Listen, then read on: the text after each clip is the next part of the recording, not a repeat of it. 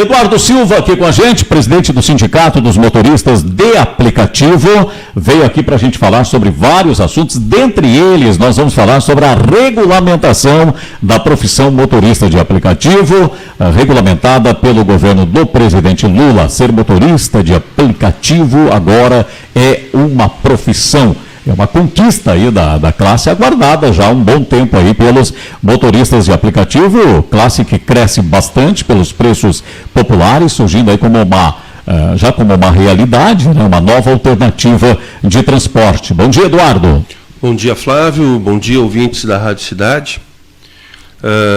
No primeiro momento eu quero, Flávio, parabenizar todas as mulheres, né?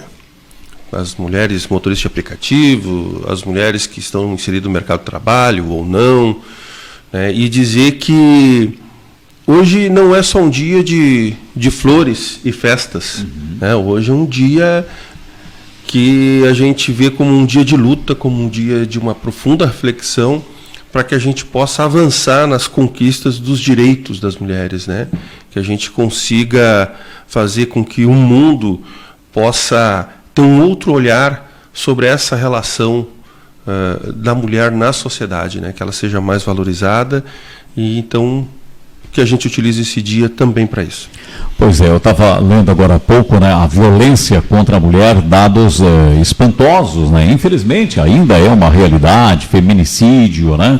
Tantas mulheres que são mortas, executadas brutalmente e que infelizmente ainda não conseguimos mudar esta realidade, né? O Brasil registrou no ano passado 1.463 casos de mulheres que foram vítimas de feminicídio, ou seja, cerca de um caso a cada 6 horas. Ainda é um dado extremamente alarmante que precisamos mudar essa realidade, né, Eduardo? Isso.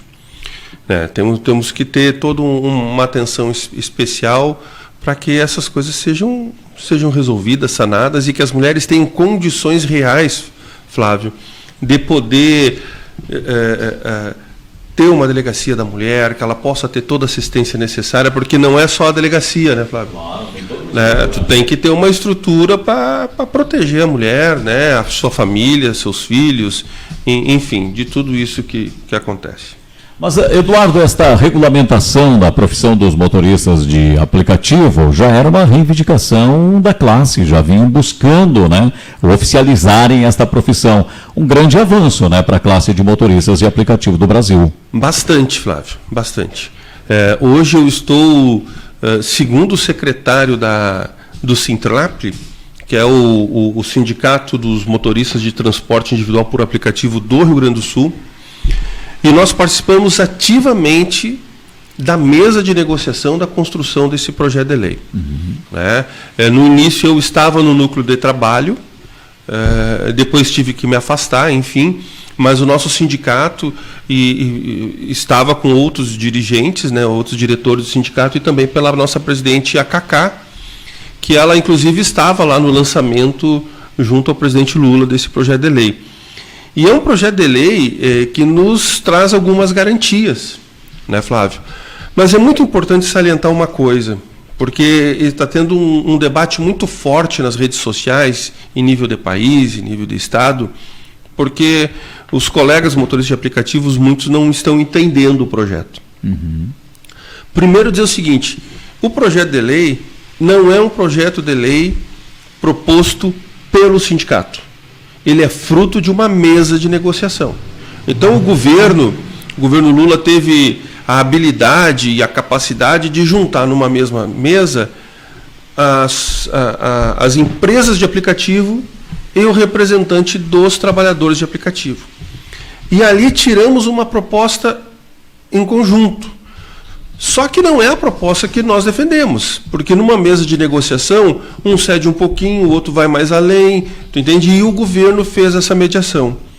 Para tu ter uma ideia, nós temos os nossos colegas trabalhadores, os motoristas os motoboys, né, os motociclistas, que não tiveram condições, né, de tirar uma proposta mínima, né, não conseguiram sentar com a iFood, foi muito intransigente, e eles ainda estão fora desse processo. Por enquanto, estamos só nós, motoristas de aplicativo de 4 rodas, né? Então, nós temos que entender isso, porque quando nós sentamos na mesa de negociação, o que nós, motoristas de aplicativos, defendíamos, além da seguridade social, né? Nós gostaríamos de 10 horas, de R$10 o mínimo da corrida pago pelas empresas, mais R$2 o KM rodado em corridas acima de 3 quilômetros de distância, enfim, conjunto de outras situações. Só que isso não entrou no projeto. Né? Não entrou no projeto porque senão não ia ter negociação. Então o que nós estamos dizendo? Esse projeto de lei é o começo. É o começo. Ele tem 45 dias, se ele não for, porque ele está em regime de urgência, se ele não for votado, tranca a pauta. Agora nós temos que concentrar os nossos esforços a tentar apresentar as emendas necessárias para que a gente consiga melhorar o projeto. Porque quem vota são os deputados. Claro. Né? Cabe a gente ficar pressionando os deputados. Né? Mas nós já tivemos algumas garantias. E as pessoas talvez não compreendam isso. Então, a Uber, às vezes, ela bane o motorista simplesmente. Tu não faz mais parte, porque foi denunciado por isso e nós não temos direito à defesa. O que eles abrem lá é uma possibilidade de contra-argumentação, mas se tu entra na justiça, inclusive está no Supremo agora, e o Xandão foi um que disse que, no voto dele, de um episódio que poderia caracterizar vínculo empregatício, que nós não somos empregados da Uber. Nós não temos relação de trabalho. A nossa relação é como autônomo.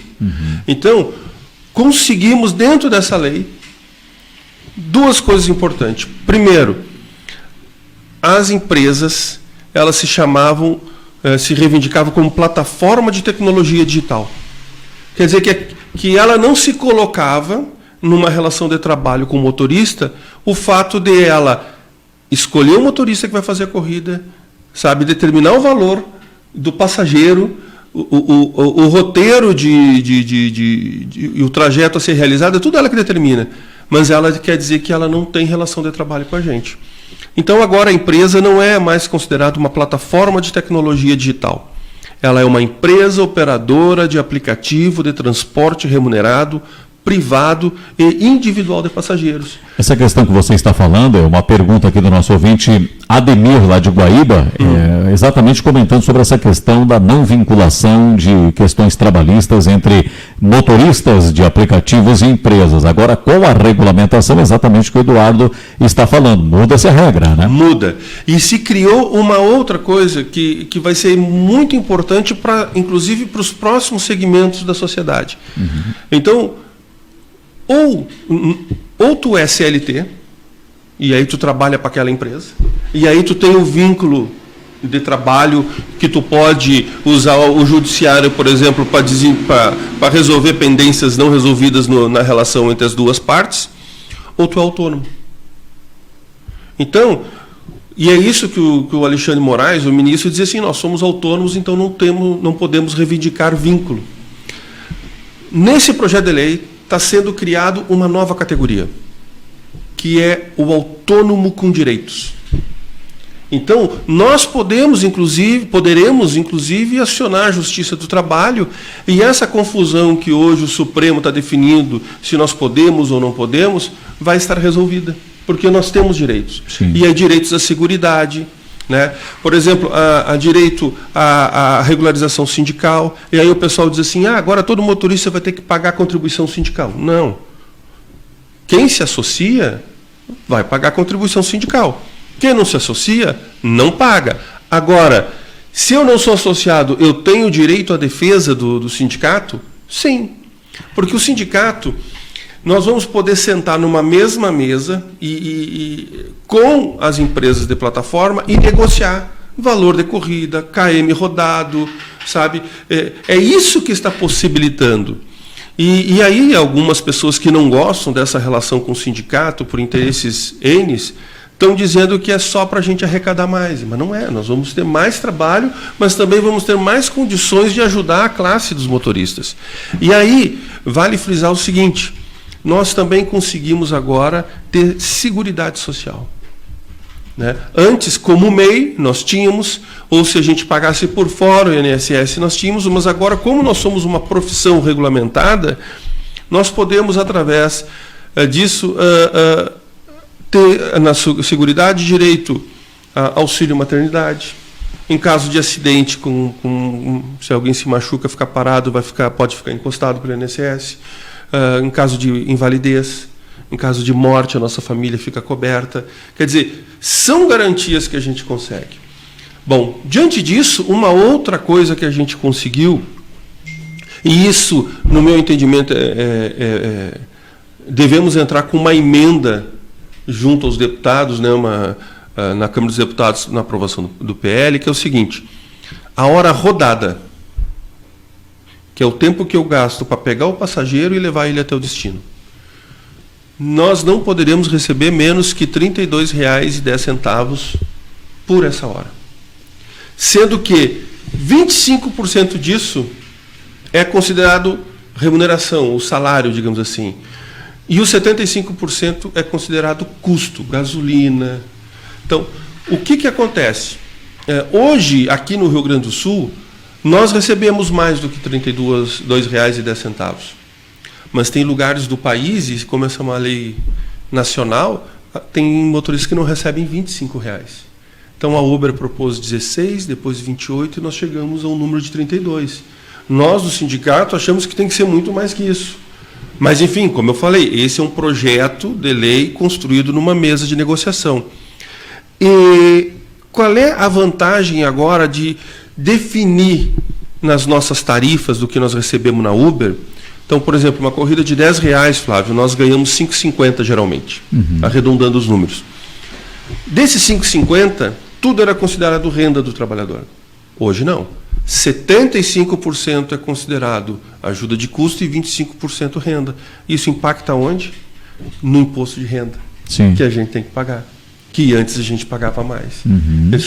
Sobre os custos do nosso trabalho. Porque a única coisa que... Eu falo na Uber porque é a principal, né? A maior. Nós temos várias locais aqui que são muito boas e atendem, né, a necessidade dos motoristas, atendem a necessidade dos passageiros. Mas essa lei veio para regularizar esse mercado que está colocado. E isso são coisas positivas, né? E agora estamos à disposição dos motoristas da comunidade para sanar qualquer dúvida. A gente já tem dialogado com alguns motoristas em Camaquã, mostrado o que realmente está acontecendo, e esperamos que essa lei venha para melhorar a nossa relação de trabalho com as empresas. Com certeza, é um grande avanço, né? Quantos motoristas de aplicativos nós temos hoje em Camaquã e quantas empresas, Eduardo? Olha, assim, empresas, tem 5 ou 6 empresas hoje operando em Camaquã, né? Motoristas de aplicativo, em novembro, dezembro para cá entrou muita gente nova, né? Porque as pessoas têm uma ilusão, né? Justamente, porque o motorista ganha 3x, né? E no comércio eu vou ganhar só 1x, então você é motorista de aplicativo, mas as pessoas não se dão conta do custo que nós temos. Combustível, pneu, troca de óleo todo mês, né? Então, nós temos um mercado que o pessoal entra e logo sai. Então, a gente não tem muito esse controle.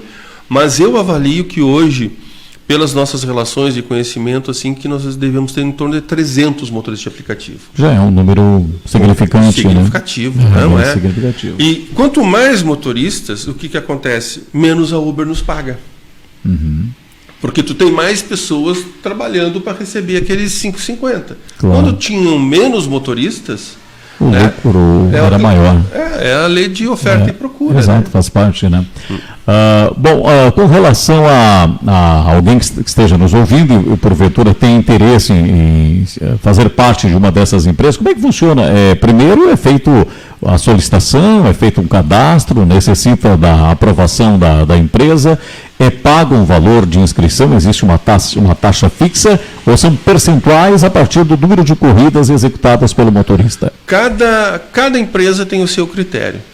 A primeira coisa que deve fazer é baixar o aplicativo do motorista e tu fazer o cadastro na empresa. Algumas cobram 10%, outras 40% da corrida, a Uber chega a 50% às vezes, ou mais. É o maior valor. É o maior, né? E esses dias aconteceu um fato comigo numa corrida boa, que é uma corrida curta, né? A Uber me ofereceu para mim pegar o passageiro R$12. Eu disse, olha, Dona Uber está boazinha hoje com a gente, né? Fiz a corrida, larguei o passageiro e no final da corrida a Uber cobrou do passageiro R$20. E não tinha preço dinâmico, né? Porque existe uma questão nos aplicativos que é o dinâmico. Então, tá chovendo, tem pouco motorista trabalhando, aí o valor da corrida fica mais caro para o passageiro. Ah, não existe um valor fixo? Não tem. Né? Horários de pico também? Exatamente, acontece isso. Né? Por que eles fazem isso? Que é para os motoristas que estão em casa saírem para a rua e começar a atender. Quando tu chega a um nível de motorista que atende, aquela dinâmica termina. Sim. Mas esse valor que eu falei não tinha dinâmica. Né? Foi um valor que a Uber colocou, enfim. E aí tu entrou na questão que eu queria dizer, a gente não tem transparência de quanto sai o quilômetro rodado para a gente.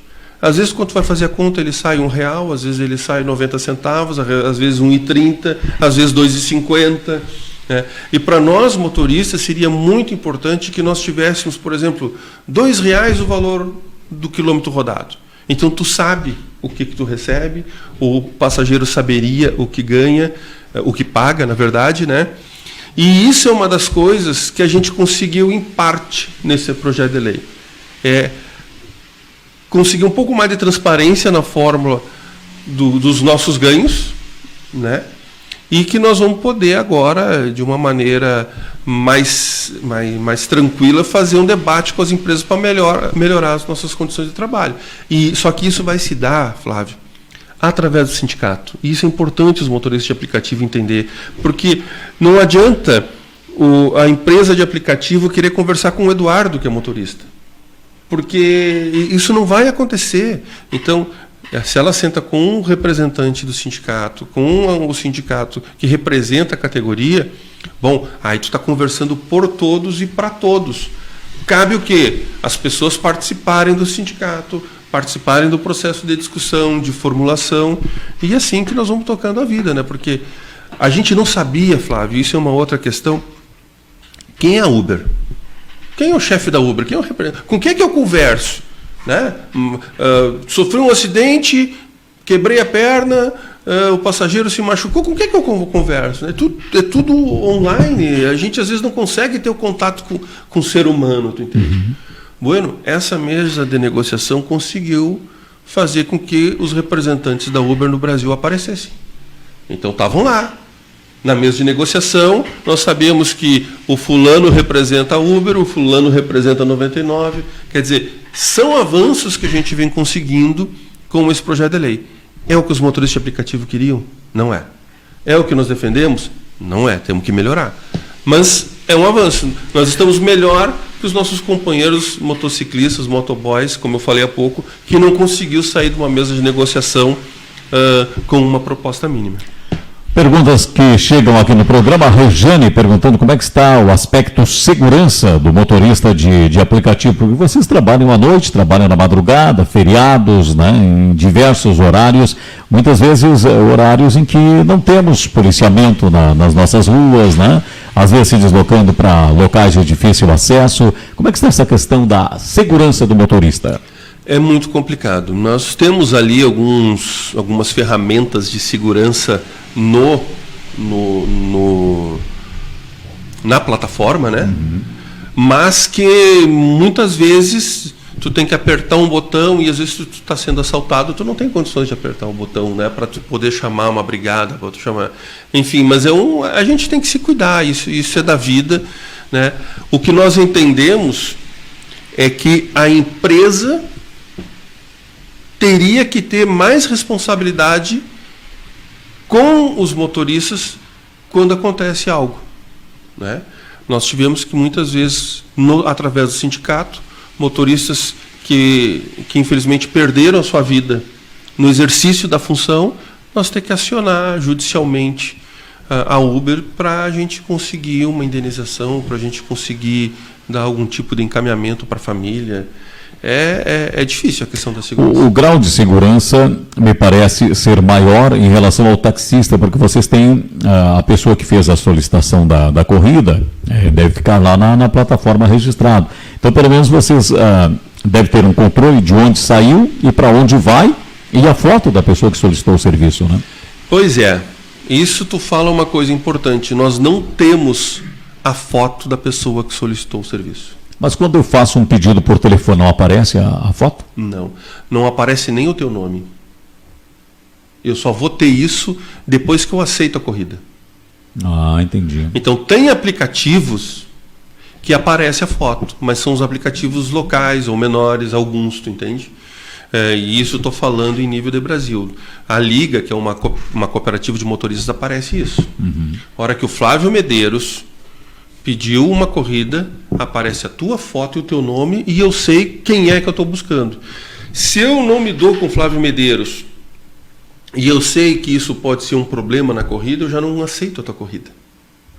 Aí, por exemplo, na Uber, quando eu vejo que é o Flávio Medeiros, que aí vai aparecer o nome, eu identifico a localização, mas não aparece a foto, eu tenho que cancelar a corrida se eu tenho um problema pessoal contigo. E quando tu cancela, automaticamente passa para um segundo motorista? Passa para um segundo, mas aí afeta a nossa taxa de qualidade com a Uber.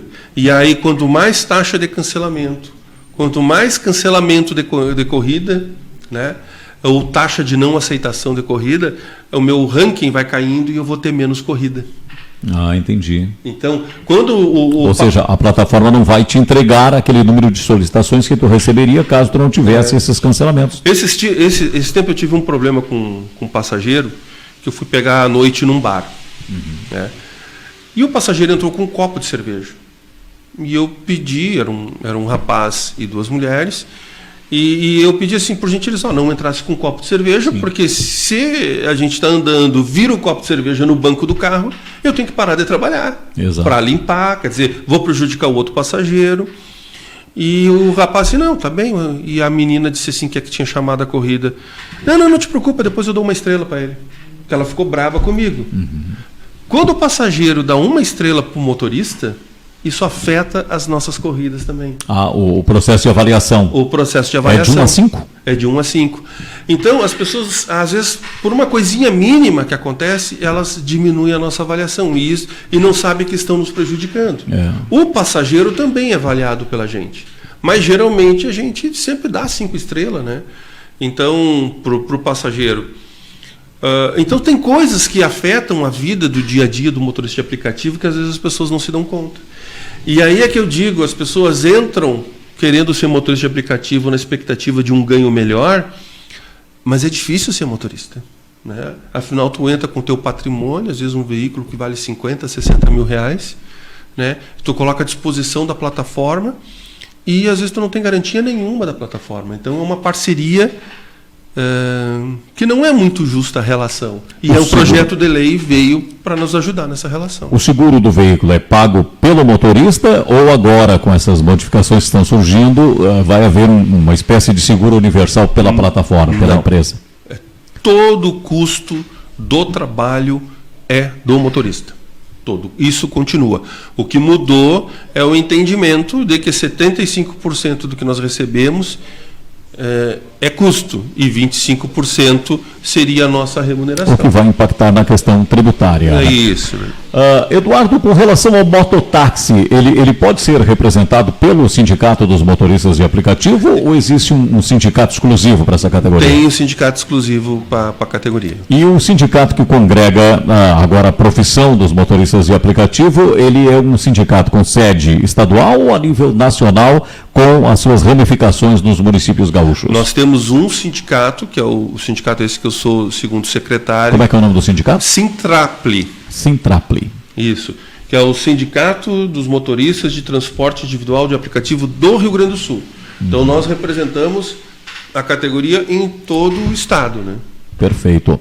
É possível alguém, de repente por uma questão de relação, de bom atendimento, tu fazer uma corrida para alguém de um ponto A até o ponto B, e essa pessoa já agendar contigo para que em determinado horário tu a busque no ponto B e a conduza a um outro ponto, ou somente chamadas via aplicativo?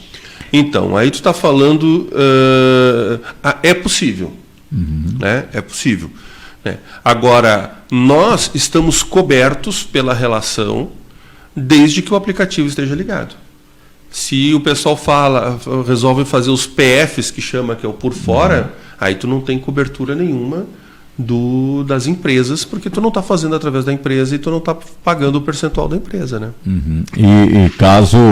bom, aí você não é avaliado também, né? Porque não consta lá no aplicativo.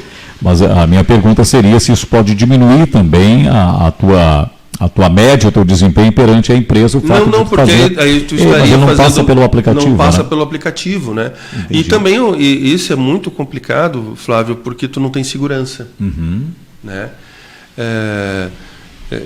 Tu não tem segurança, porque tu não sabe muitas vezes quem está te pegando, a não ser que tu conheça, enfim.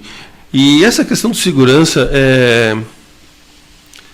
é muito complicado, que a pergunta do ouvinte ali aquela hora falou, porque podem acontecer fatos em que, mesmo estando por dentro do aplicativo, os passageiros podem burlar. Então, o Flávio Medeiros chamou a corrida. Aí eu vou pegar o passageiro, mas eu não sei se é o Flávio Medeiros. Sim. Entendeu? Pode ser uma outra, pode estar chamando para um terceiro. E um outro detalhe, alguém solicita uma corrida, tu não sabe o número de pessoas que tu vai pegar, né? Também tem isso. E aí, claro, tem um limite que tu pode transportar o motorista mais 4, né? Mais 5. Não, são, na verdade, nós carregamos 3 pessoas atrás e o banco da frente a gente sempre deixa ele vazio, por uma questão de segurança, né? Mas a lei diz que tu pode transportar 4. A lei diz que a gente pode transportar 4. E é possível, por exemplo, alguém solicitar uma corrida e tu chegar nesse local, por exemplo, e a pessoa estiver embriagada ou drogada ou em condições higiênicas não satisfatórias e tu rejeitar o transporte quando tu já estiver no local solicitado? Sim, nós temos a opção de cancelamento de corrida. E aí tu tem que justificar para a empresa o motivo? Não, tu só cancela... Né? Ali aparece diz assim, por que tu está cancelando? E aí tu explica o motivo. Mas são opções fixas. Isso não acaba interferindo na tua relação com a empresa? Acaba. Porque na hora, mesmo que tu coloca a justificativa, excesso de pessoas, por exemplo, às vezes tem pessoa que quer que a gente carregue 6, 7 pessoas. Né? Fica lá como taxa de cancelamento. Aí depois há uma análise, tu manda um e-mail, ou se tu tem uma pontuação melhor de corridas, uma relação, tu consegue ter acesso a um telefone com autoatendimento, né? E aí tu explica, e aí cai, mas como é que eu posso te dizer, Flávio? É essa transparência que nós não temos na relação de trabalho. Não existe uma regra, porque se o passageiro chegar lá e disser assim, olha, ele colocou que tinha 7 pessoas, mas era só eu. Aí fica a palavra do passageiro contra nós. A palavra do motorista. Né? E a empresa, nesse ponto, tende sempre a pensar pelo passageiro. Sim. Porque é quem dá o mercado para ele. Exato. Né? A Silvia Figueiredo, lá de Arambaré, ligada com a gente, mandando bom dia. O Osmar Santos manda bom dia. A Rosane Blaskowski, de Santa Rita do Sul. E o Milton, ouvindo o programa, mandando bom dia. A Rosane recebeu hoje à noite o troféu Mais Mulher. A Nerci Conceição, bom dia a todos os amigos da Rádio Cidade. O Júlio está fazendo aqui uma pergunta. É possível o passageiro solicitar uma corrida para um determinado ponto de deslocamento e decidir alterar o trajeto do deslocamento? Como é que funciona? Como agir diante de uma situação como esta? Pergunta do Júlio, lá do bairro São José, Eduardo. Tu consegue pelo aplicativo mesmo. Tu altera durante o deslocamento? Durante o deslocamento. O bom é que aí tu vai combinar com o motorista. Porque o motorista aceitou uma corrida do ponto A ao ponto B. Sim. Né? Aí o passageiro entrou no carro, eu vi que deu errado.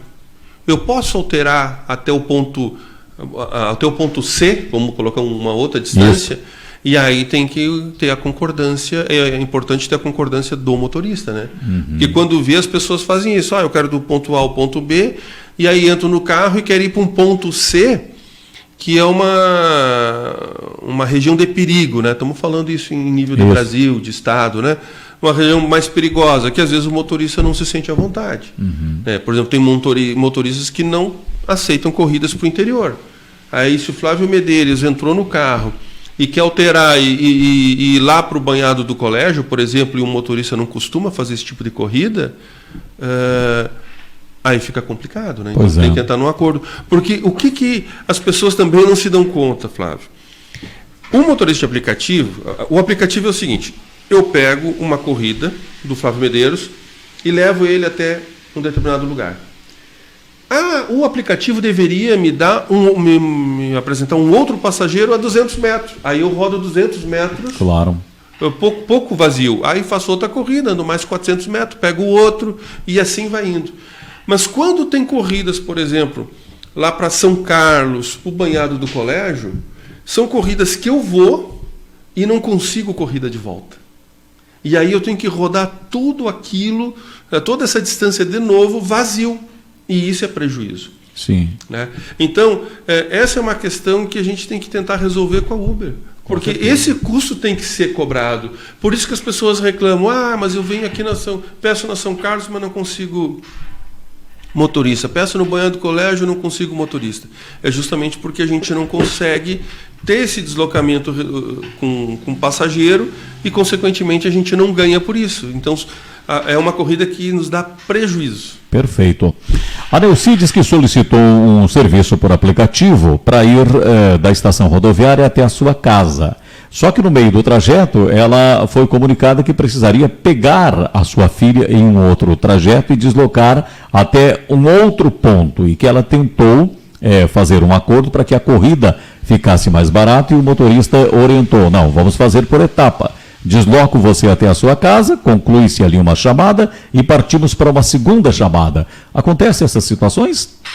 Acontece, e isso tem muito uma questão do bom senso, tanto do passageiro quanto do motorista. O que o Eduardo faz? Eu estou levando o Flávio Medeiros até um determinado local. Se nesse determinado local, se eu tiver que dobrar uma quadra para pegar uma pessoa, né, que tu recebeu uma ligação, se eu não vou dar muita volta, eu vou ali e pego. Uma questão de bom senso. Agora, se tu vai precisar adicionar uma nova parada, porque eu tenho que me deslocar que forme um triângulo, né? Eu estou indo aqui, vamos aqui mostrar do ponto A ao ponto B, mas eu tenho que ir lá no ponto C, muito distante, aí tem que acrescentar no aplicativo uma terceira parada. Por quê, Flávio? Porque nós também somos remunerados por parada. Então, isso impacta no que tu vai pagar, mas também impacta no nosso trabalho, né, no que a gente vai receber. Se tu não faz isso, tu trabalha e não recebe. Perfeito. Bom, nós vamos liberar aqui, se alguém tiver mais dúvidas, podem mandar aqui o WhatsApp aqui para a Rádio Cidade, 996984804, que a gente vai esclarecer aqui com o Eduardo. E tu pode me encaminhar as perguntas depois. Claro, com certeza. Né, que eu respondo para ti em um outro momento, tu pode passar para os nossos ouvintes. A Laureci, por exemplo, está entrando aqui no WhatsApp perguntando: eu só posso pagar com cartão uma corrida ou posso pagar em dinheiro vivo para o motorista?